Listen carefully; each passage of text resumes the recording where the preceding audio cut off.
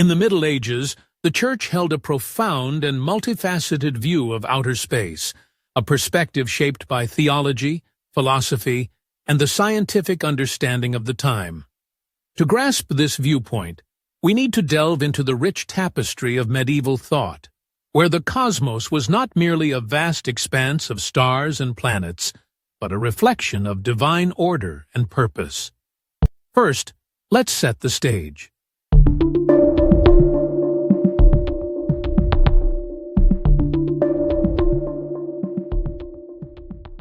Imagine the medieval world, where the Church was a central authority, guiding not just spiritual matters, but also influencing education, politics, and daily life. The universe, in this context, was often seen through a theological lens. The Church taught that God was the creator of all things, and this included the heavens.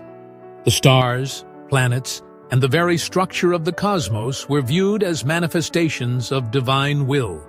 The Church believed that everything had a purpose, a role in the grand design of creation. Now, let's talk about the cosmological models of the time.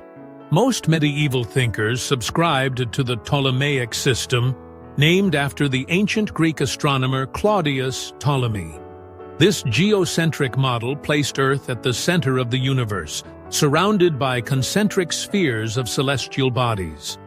The Church found comfort in this model because it aligned with their belief that humanity, created in the image of God, held a special place in the universe. Earth was not just another planet. It was the stage upon which the drama of salvation unfolded. But what about the stars and planets themselves? For the Church, they were not just distant points of light. They were imbued with meaning.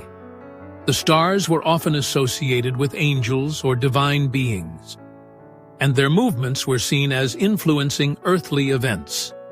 Astrological beliefs, while often viewed with skepticism by Church authorities, still persisted among the populace.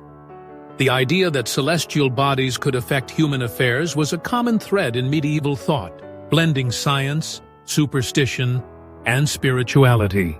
As we move deeper into the medieval period, we encounter the works of scholars like Thomas Aquinas, who sought to reconcile faith and reason.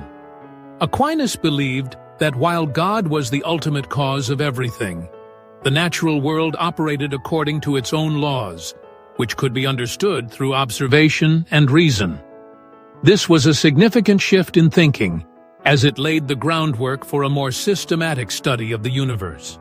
However, even Aquinas maintained a strong theological framework.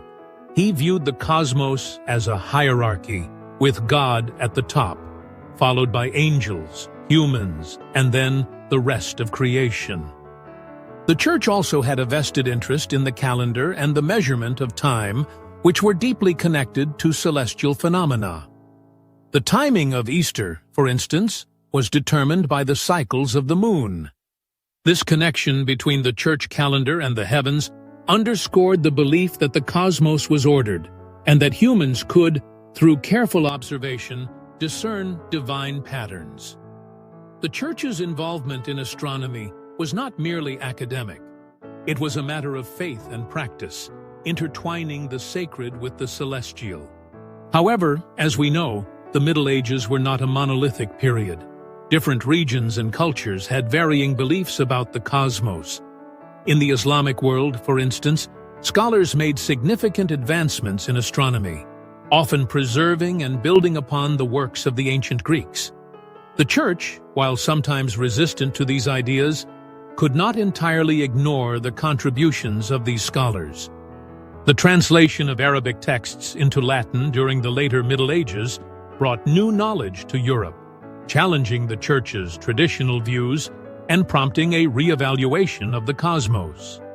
As we enter the late Middle Ages, we see the seeds of change being sown. The emergence of figures like Copernicus would eventually shake the foundations of the geocentric model. Copernicus proposed a heliocentric system, placing the Sun at the center of the universe. This was a radical departure from the Church's teachings, and would lead to significant conflict in the centuries to come. But even before Copernicus, there were whispers of doubt. Scholars began to question the established order, seeking to understand the universe not just through scripture, but through observation and reason. The Church's reaction to these developments was complex. On one hand, there was a desire to maintain control over the narrative of creation and the cosmos. On the other hand, there was an acknowledgement of the importance of learning and inquiry.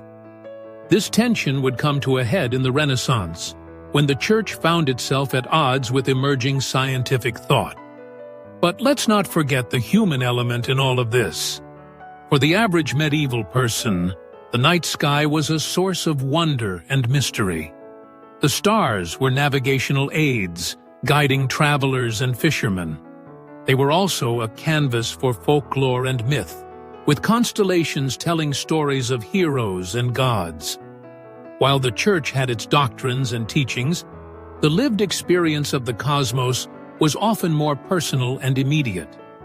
People gazed at the stars, wondering about their place in the universe, seeking answers to the same fundamental questions that have persisted throughout history. So, how did the Church view outer space in the Middle Ages? It was a complex interplay of faith, reason, and observation. The cosmos was seen as a reflection of divine order, a hierarchical structure with God at the apex. The stars and planets were imbued with meaning, influencing earthly affairs and guiding the faithful. Yet, as the medieval period progressed, the seeds of inquiry and doubt began to sprout, setting the stage for the scientific revolutions that would follow. In conclusion, the Church's perspective on outer space during the Middle Ages was not simply a static belief system, but rather a dynamic interplay of theology, philosophy, and emerging scientific thought. It reflected humanity's quest for understanding and meaning in the vastness of the cosmos, a quest that continues to this day. The medieval view of the universe may seem distant from our modern understanding, but at its core, it was driven by the same fundamental human desire to comprehend our place in the grand tapestry of existence. As we look up at the night sky, we are reminded that the questions that captivated medieval minds are still relevant, inviting us to explore, to wonder, and to seek.